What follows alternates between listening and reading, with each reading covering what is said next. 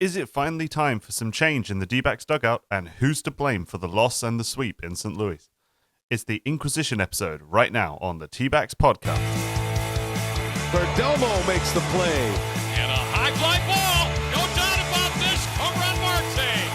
They're going to send them all the way around. Corbin Carroll with an inside the park answer back. I'm Ivan Melendez. Luis Gonzalez. I'm Tori Lavello, and you're listening to the T-Backs Podcast. T-Backs Podcast. T-Backs Podcast. Arizona's #1 baseball and beverage podcast. So, yeah, that just happened. I'm recording this less than 10 minutes after the final out of Game 3 of the road trip to the St. Louis Cardinals. And, yeah, we got swept. And we got swept in pretty disappointing fashion. It was a team effort, of course, but a team that was putting effort in, just not getting any results, or didn't look like it had any belief in itself either. So let's quickly recap everything that's gone on. Game 1, the resounding summary from social media is instead of fire Torrey, it's fire Kaplan. Not having a pitcher warmed up in the 6th is a moronic move, and it cost the Snakes the game. Zach Gallen had a good outing up until the 6th, where Sod's Law was in effect, and Nolan Arenado dropped from 4th to 6th in the Cards lineup. Drove a 2-out, 3-1 triple to take the lead off the Milkman, who has had a topsy-turvy year so far, and is statistically, sadly, one of the worst strike throws in baseball this season, 78th out of 83 qualified starting pitchers. That's a good little stat that way. They had tried this walk and load the bases move the other night to try and get a more favorable matchup. They tried it against the Dodgers and it didn't work, and it played out the exact same way. Gallen's record on the year is now 3-6 with a 5.25 ERA, and he's walked 29 batters over 11 starts and allowed the second most walks of any pitcher in baseball, on average 2.6 batters per start, and he's on pace to blow past his career high of 54 walks in a season. And we'll talk a little bit more about Zach a bit later on, because the question, what do we do about Zach Gallen, is one I'm going to answer. I have some ideas, and yeah, some of you guys might not like them, but I think it might be time to talk about the T word, and yeah, that is trade. On the other end of the spectrum, the Cardinals' star closer, Ryan Helsley, who the Diamondbacks were heavily linked with recently, came in to get the save and rub some salt into that wound. And not even another Ketel Marte home run, putting him only 2 off of Steve Finley on the all-time D-backs list, could ease the pain, although it was quite good for my fantasy team. I will put a small note in the margins here that the umpires behind the plate do need to go to Specsavers, because 3 times in that game we had batters being called out on pitches looking that were outside even the secondary strike zone, which should never be happening. But ultimately, every one of these disappointing losses is our own fault. The Diamondbacks' offense, quite simply, has lost its clutch factor. Everyone who plays T-ball from the moment you can swing a bat knows that you can't win if you can't score, and that's the case in Game 1. Diamondbacks produced 5 runs over the last 27 innings, and none of those have been significant answerbacks moments like we were used to seeing in the last 2 years. There is very little grit or belief in this team, and it is killing us. Ketel having 8 homers off of 16 hits since coming off the injury list is great, but if 7 of those are solo shots, it's not likely to be enough to win a baseball game of its own, even if it is on Jumbo Jack. Game 2 in the series was a face-off between 2 6-pitch repertoire guys, Matthew Liberatore and Merrill Kelly, with Merrill chasing his career 800th strikeout after 11 last time out. And number 800 did come to Merrill in the 3rd, with Mason Wynn wildly blazing at a high fastball as part of, at one point, a streak of 14 consecutive Cardinals retired. But the Diamondbacks batters were seriously struggling against righty starting pitching once again, until Randall Grichuk at least got a solo homer over the wall. And this only came after we'd stranded several runners, and Grich decided he was sick of only hitting versus lefties and gave one a ride out to left field. But the Diamondbacks were still terrible with runners on base, going 0-6 in that game, while it slowly started to go wrong from there. A single, a walk, then a knock into the left field gap got to the wall through Lourdes Gurriel Jr.'s ankle, spelled the end of the inning for Merrill, who probably should have left the game a bit earlier after getting 17 of 18 at one point, and he left the game trailing 3-1. Jalen Beeks came in, and the Cards got one more on a swinging sac bunt, And if there was ever a time for the Diamondbacks to make a statement, it was now, coming into the game 3-21 when they were behind in the 7th. Cattell doubled, Perdomo singled, Lourdes flew out for a sac RBI, Gino singled, and Josh Naylor tied the game on a triple in the magical 8th inning, just like the D-backs from the start of the year. Then we got a little bit of extra luck as the Cardinals made a huge mistake, losing a routine pop-up from Randall Grichuk, which dropped right between 3 players in the outfield and scored Naylor from third for the go-ahead run. It all looked a little too lucky, and we didn't feel very secure in that lead. From the moments that it came in, we thought, oh, how are we going to blow this? And blow it, they did. 8th inning saw Justin Martinez return from the injury list to pitch the 8th after hitting 100 very easily in a scoreless appearance in Reno. J-Mart didn't throw badly, and I'm glad to see him back, but he did still give up the tying run, allowing 2 runners to reach, then a lead run to Jordan Walker, who had a very strong day, knocking in 3 of the Cardinals' 6. And the J-Mart experimental outing finished with 23 pitches and 2 runs given up, which is not quite as good as the hype we were all putting into and out into the world, as J-Mart return being the solution to our bullpen woes. Here's a hint. It wasn't. It wasn't all on Justin. The Snakes made a huge defensive mistake of their own. Instead of going after the lead runner, Alec Burleson, who they had in a rundown, Gino took a sure out at first. Burleson reached third instead, scored on the ensuing single. And this meant, once again, the Snakes had to face Ryan Helsley in a save situation. Pavin reached on a single. Perdomo worked a walk. But Lourdes and Gino made 2 easy outs to give up the series before it was even over and dropped the Diamondbacks to a 500 record for the first time since April. Time to sip some tea. Even that's not really improving my mood, though. All was not lost. The Diamondbacks had out-hit the Cardinals 20-12 in those 2 games, but despite that, they were 0-2. They haven't been out-hit by an opponent since last Saturday versus Colorado, and yet are 2-4 in that stretch. Fortunately, Game 3 got started with the Diamondbacks finally getting a couple of hits versus a righty starting pitcher, while Brandon Pfaadt had a good but not great start to Game 3. He gave up a few more solid cracks of the bat that we'd like to see, but fortunately the wind kept most of them in the yard. But the Diamondbacks were once again leaving a few too many runners stranded on base, and although the Cardinals weren't having their most productive day compared to how they got the better of us in the last 2 games, they were still kicking off of Pfaadt, Kevin Ginkel, and Jalen Beeks, although Juan Murillo didn't do a bad job. We still managed to lose that game, though. That 0 rating clutch factor I've mentioned before was in full effect through 8. Multiple times we got runners on base, only to hit straight into an infield glove for an easy inning-ending out. We reached 5 consecutive games where the Diamondbacks have led only to tie or lose the lead in the 6th or later. Alec Thomas was the only real fighter in the do-or-die 9th inning, stretching a single into a crucial double.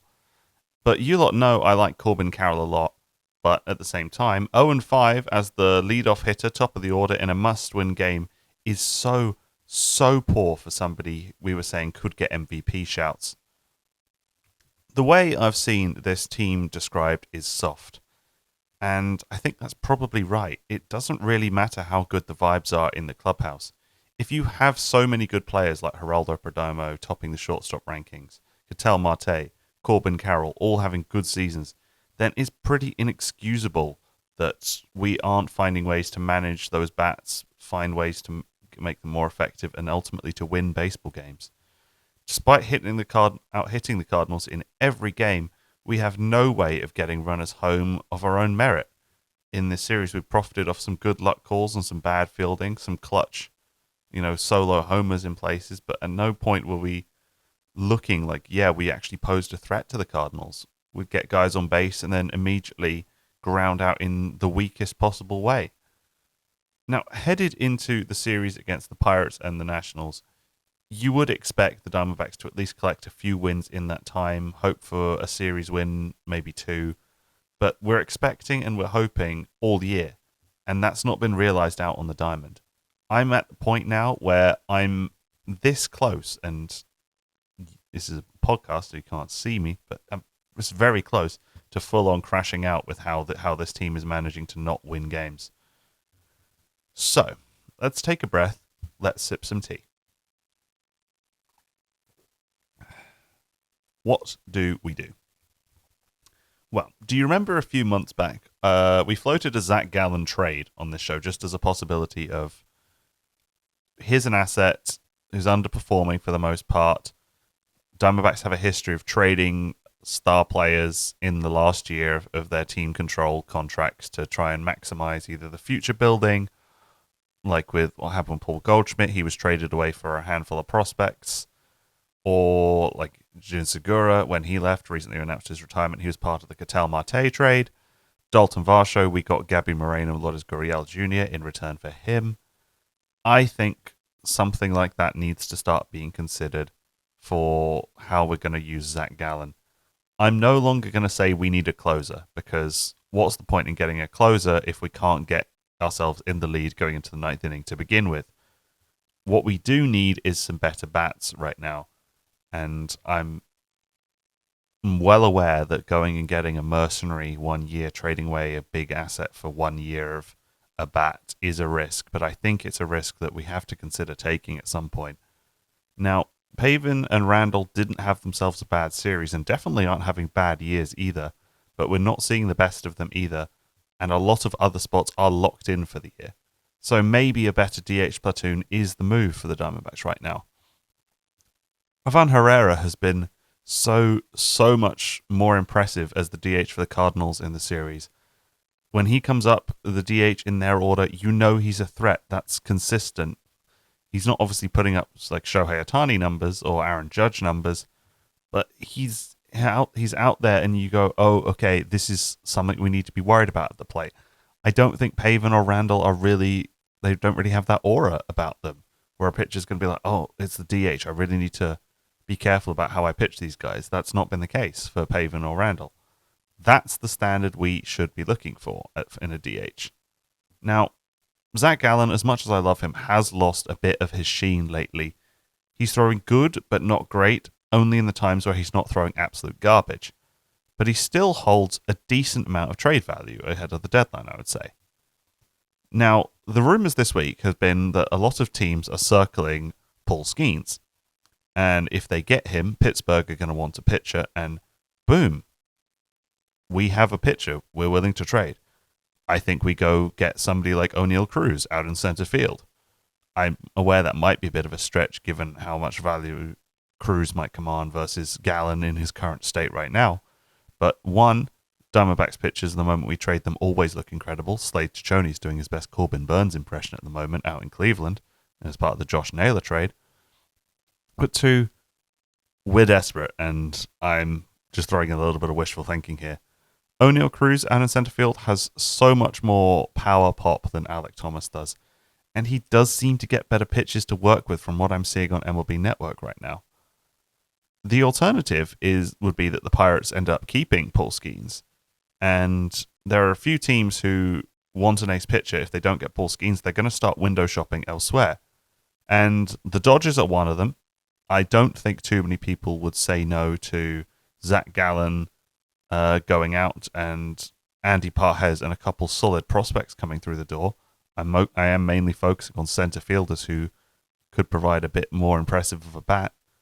And then there's always the Yankees circling as well. They were the people we were really thinking might be really in on Zach Gallen earlier on in the year. I'd said at the time, let's go get Justin Dominguez and Spencer Jones and get yourself a deal there. It would solve the lack of productivity in center field pretty fast, either by giving our current center fielders a kick up the backside because they'd have a lot more competition now, or thinking about, just putting the new guys in there and somebody gets axed or someone gets sent to Reno. As all right as Alek Thomas and Tim Tower are, we need to see some more clutch ribbies from those guys. Tim Tower has proved himself pretty versatile. I really like him. Putting him out in the outfield has been an interesting move, actually, because, he was a quarterback in high school football. Clearly has a cannon of an arm, so he can get the ball in well. He just needs to start getting better reads on some fly balls at times. His defense is still a little suspect. And yeah, he does come up with some random power at the plate sometimes. It's just his vision and his bat location needs some work. He strikes out more than we need him to right now. I know ultimately he's a utility guy, but if you're going to start him over your everyday center fielder, which is Alek Thomas, he needs to do better. And then if Alek Thomas is your everyday center fielder, he needs to do better.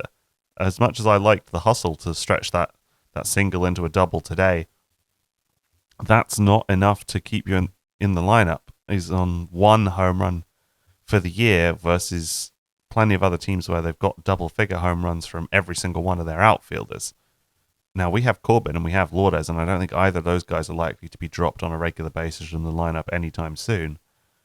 Alec, on the other hand, it was between him and Jake McCarthy. It was a tough call, I think. It was the right one to go with Alec over Jake at the start of the season the way it was. Jake McCarthy obviously had that huge hitting slump, and I don't think he's quite raking the way he needs to in Reno to all of a sudden be considered getting that recall. Whereas, somebody like Blaze Alexander was also playing some outfield games in spring training. Maybe he would be some competition we could bring up there too. But I think maybe trading could be the solution there. Ultimately, Ken Kendrick has spent a lot of money over this last couple of years on this Diamondbacks team, who came very close in 2023, of course, but 2024 was a bust. Behind the scenes, I'm sure there are some pretty serious meetings happening and promises being made about what 2025's end result could be. But realistically, we need the players to deliver it too. Torey really can only do so much, whether that's his limitations or theirs. Some people are saying, this team culture is not being managed properly. They don't have any belief in themselves. Is that down to the manager? Is that a mental headspace thing that goes wider than just what's going on in the dugout? Is there need for some psychological stuff going on in the clubhouse overall? And we need to look at, a professional approach to that. Ultimately, these guys are being paid an absolute crap load of money to be Major League Baseball players. If they're not going to play like Major League Baseball players, we shouldn't be having them be Major League Baseball players for this ball club. And that may sound a bit harsher than I might mean it to. But that's the reality of the situation. I'm not going to point individual fingers too much because I don't believe in that kind of vitriol and targeting a player that way. But guys, something has got to improve here. That being said, I don't think the gaffer is in the last gasp saloon just yet. People are well aware that the Fire Torey Lovello crowd on social media, I'm pretty sure the Diamondbacks front office are aware of that and don't think that's the right move. Otherwise, we'd probably have seen something happen already. And the moment I say this and release this podcast, immediately we'll see some development proves me wrong. I wouldn't bet against it, but Torey, I reckon, has probably still got some brownie points stashed somewhere in Chase Field. And we might see some payoff of that sooner or later. Ultimately, though, this is the highest paid roster in franchise history, and a record under 500 won't be good enough for very long. Ultimately, I think we just need to start stringing things together in sequence a lot more. I identified a trend pretty early on in this series where players were not getting hot at the same time as each other, and things would always happen where, somebody would have a good day and then the rest of the team would suck, and the next day somebody else would have a good day and that original player would suck. Steve Zinsmeister's just made an interesting point on social media where the Diamondbacks do not have a game this season in which Ketel Marte and Corbin Carroll both have multiple hits, and they haven't homered in the same game this year either. They've both had absolutely great streaks, huge turns of form, but it hasn't worked out the same way. Even when we've had, moments of huge luck, like Walker missing that ball that Lourdes put into right field yesterday, Phil Maton for the Cardinals hitting Geraldo Perdomo today, getting us 2 guys on base with good speed. That was Alec at second, then Domo was at first, and then they had that weird call where Ketel flied out to Arenado and the runners got to advance on that one, and we still didn't do anything with it. It was with Lourdes at the plate. Lourdes statistically is pretty good on this Diamondbacks roster right now. If you look at the roster sorted by total number of hits, Lourdes is number 4. He's behind Corbin, Josh, and Domo. If you look at him by the total number of RBIs, he's 5th. If you look at him by his batting average amongst all qualified players here, he's 4th on the roster. He's currently batting .234, which isn't great. So it shows that, he's pretty good as a bat when he can do something with the ball, but right now it's not great. He's far below his career statistics right now. His career average is 276. His career OPB is 320. His career OPS is 778. Whereas right now Lourdes is 234, 273, 700 with 192 at-bats on the year, 45 hits, 19 runs scored, 8 homers, 30 RBI, 2 stolen bases. It's not a bad record, but for somebody who we know can be so much better, it seems disappointing, despite the fact that I think career-wise, I think it's actually one of Lourdes' best ever career years. And I don't know quite how to fix that. It's not like we can just go out and get a different left fielder. Like David Peralta isn't an option, and I know as much as we all love and miss him in various ways, and he's somewhat of a controversial figure in the Diamondbacks fandom, we did upgrade going from him to Lourdes with 2023. Tommy Pham was the backup option in left field. He's having a great year in Pittsburgh. It's another case of, we had him for a time, he did a job, and then he left. And it's always hard to see, in hindsight, why Diamondbacks let some of these players go. But at the same time, if we go and get the same kind of mercenary bats this year, would that be an improvement? On Lourdes, I don't think so. Same goes for, somebody like Gino, who's hot and cold and hot and cold and hot and cold. He's one of the guys who's going to see some of his infield everyday starts sacrificed to try and get Jordan Lawler game time. And the same goes for Cattell, moved into the DH spot. The same goes for probably a couple of games per series for Geraldo Perdomo. They're all great players. They're just not all being great players at the same time. And that is really, really frustrating if you're a Diamondbacks fan. I hate the fact that the last podcast I'm going to record for a few weeks, since I'll be actually in America watching some baseball games in person, is one where I have to go on a bit of a long rant. So sorry about that one, guys. We are going to wrap it up there.